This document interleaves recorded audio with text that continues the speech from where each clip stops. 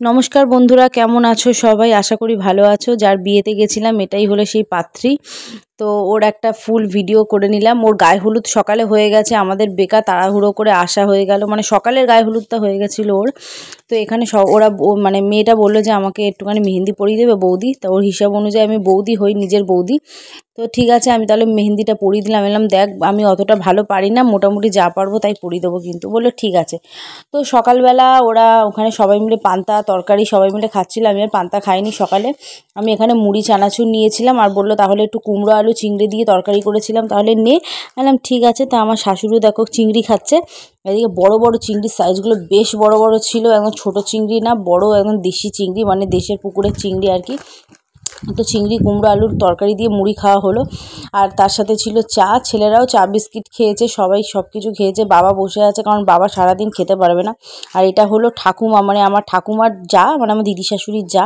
তো এখানে যারা যারা ছিল, মানে গ্রামবাসী, আত্মীয় স্বজন, প্রতিবেশী, সবাই মানে রাতে যে সন্ধ্যের যে খাবারটা হবে তার জন্য সবজি কাটছে। আর এদিকে আমার শ্বশুর বসে আছে, শ্বশুর নানি মুখ করছে। ওর বাবা না, ওদের বাড়ির কিছু একটা প্রবলেম আছে বা অসুখ না কিছু আছে বলে, তাই জন্য আমার বাবা মানে নানি মুখ করছে, সম্প্রদান সবই করবে। তো দেখো, তাই বলছি যে ওনার তো মেয়ে নেই, কিন্তু কত কত কন্যাদান, কত সম্প্রদান, কত কিছু করলো, নানিমুখ করলো, বাপরে বাপ। মেয়ে নেই তো কি হয়েছে, কিন্তু অনেকগুলো কন্যাদান উনি করেছে। তো যাই হোক, এখানে দেখো এই যে আলমারিটা দেখতে পাচ্ছ, এটা শোকেস আলমারি। এই আলমারিটা চলে যাবে মেয়ের বাড়িতে, খাট আলমারি।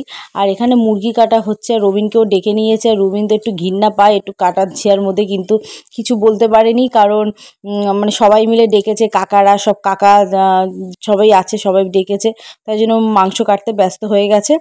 মানে মাংস সবাই কেটে দিচ্ছে, ও ধুচ্ছে। এদিকে রান্না শুরু হয়ে গেছে, মানে রাতের রান্না, যেটা রাতের রান্না কন্যাযাত্রী এই বরযাত্রীরা খাবে, আমরা খাবো, তাদের জন্য রান্না শুরু হয়ে গেছে। ওই মাসি আর ইনি মিলে রান্না করছে।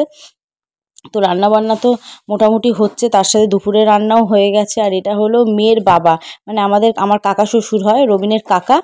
হ্যাঁ, মানে খুড়তুতো কাকা। তো কাকা চলে যাচ্ছে, কাকাও সারাদিন খুব খাটাখাটনি করছে। আর এই যে এটা হলো যে ঘোমটা দিয়ে আছে, এটা হলো আমার কাকি, মানে পাত্রীর মা। তো কাকি খুব খাটছে সারা দিন, মানে কেউ বসে নেই, প্রত্যেকটা মানুষ খাটছে। আর এখানে নিচের মধ্যে কাপড় পেতে দিয়েছে, এখানে হলো দুপুরে খাওয়া দাওয়ার জন্য। তো চলো খাওয়া। এদিকে আমার শ্বশুর নানি মুখ করছে, আর এদিকে মোটামুটি একটা ব্যাচ দুপুরবেলা, এখন বাজে 12:30, একটা বাজে, খেতে বসে গেছে। তো ও দেখাবো কি কি খাওয়া হচ্ছে দুপুরবেলা। আর এই দেখুন মেহেন্দি করেছিলাম, কত কালো হয়ে গেছে, আমি ভাবতেই পারিনি যে মেহেন্দিটা এত কালো হবে। কি সুন্দর রং উঠেছে। আর সবই দেখাবো, আবার কিছুটা এখন দেখাবো, কিছুটা পরে দেখাবো, দেখতে থাকো। তো দেখো, এখানে আমি আর রবিন মাংস ধুতে বসে গেছি। সবাই বললো তাহলে মাংসগুলো যখন কাটা হয়ে গেছে তাহলে তোমরা ধুয়ে দাও। আমি বললাম ঠিক আছে।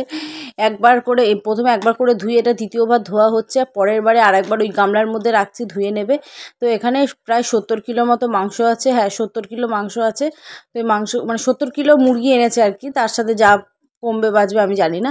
এবার ওই মাংসগুলোকে আমি আর রবিন মিলে ধুয়ে নিচ্ছি। আর আরেকটা কথা হলো, দেখুন আমি শুধু আমার কানটা দেখলে বুঝতে পারবেন কানের মধ্যে কোনো কানের নেই, কারণ আমার সোনার কানেরটা আমি পরে এসেছিলাম, ফট করে খুলে গেছিলো প্যাচটা।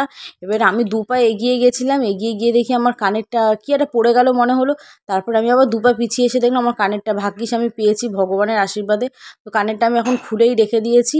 আর এদিকে মাংসগুলো আমি ধুয়ে নিচ্ছি সব জোগাড়, তারপর মাংস টাংস ধুয়ে নিয়ে তারপরে ভাত খেতে বসে যাব। আর সকালবেলা তো আমি স্নান সেরেই এসেছিলাম, আমি বিকেলবেলা একেবারে স্নান করব।